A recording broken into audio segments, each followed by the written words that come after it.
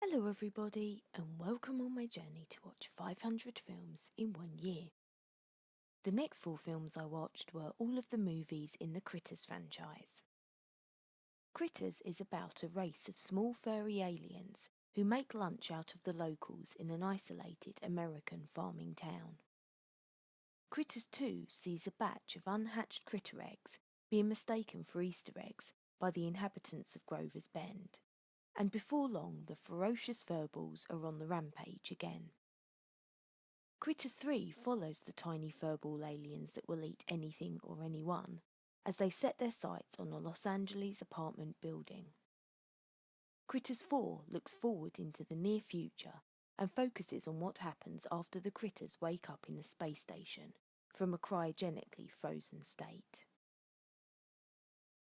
Although the series is widely believed to have been made to cash in on the success of Gremlins, director Stephen Herrick has refuted this in interviews, pointing out the fact that the first Critters script was written by Dominic Muir long before Gremlins went into production, and subsequently underwent rewrites to reduce the apparent similarities between the two films. The first film, Critters, was massively tongue-in-cheek, and the special makeup effects were pretty impressive.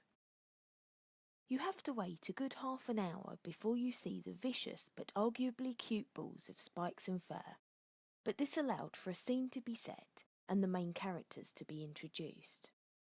The story unfolded in much the same way as a western. The small townsfolk had to defend their homes from the invaders, and I have to say that the pacing was quite well gauged.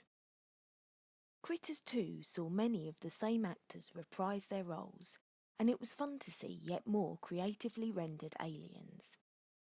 Given the fact this was the second film in the series, the characters were familiar and likeable, especially Charlie, who was played by Don Keith Opper, and I enjoyed the fun plot.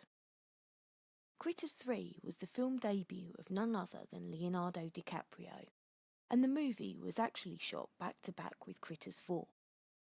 The horror was relatively tame, and some old footage from previous movies was used, so this entry in the franchise felt a little lazy, especially as there was no explanation for how the Krites managed to come back after the end of Critters 2.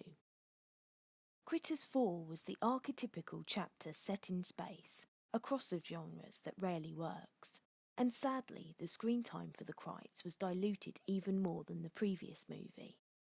But the effects were still quite exciting. I didn't like the new dynamic between Ugg, played by Terrence Mann, and Charlie, and I felt the ending was a disappointment. The first half of the Critters franchise was better than the second half, mainly because the antagonists became secondary the later the series went on. With that in mind, I therefore give Critters and Critters 2 a thumbs up, and Critters 3 and Critters 4 a mini thumbs down. Please join me for my next review, where I'll be talking about Just My Luck, directed by Donald Petrie. Thanks for taking the time to listen, and I hope to hear from you soon.